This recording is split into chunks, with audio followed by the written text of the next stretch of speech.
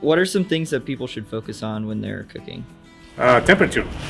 Yeah, I would suggest you always try to keep the oven with a good temperature.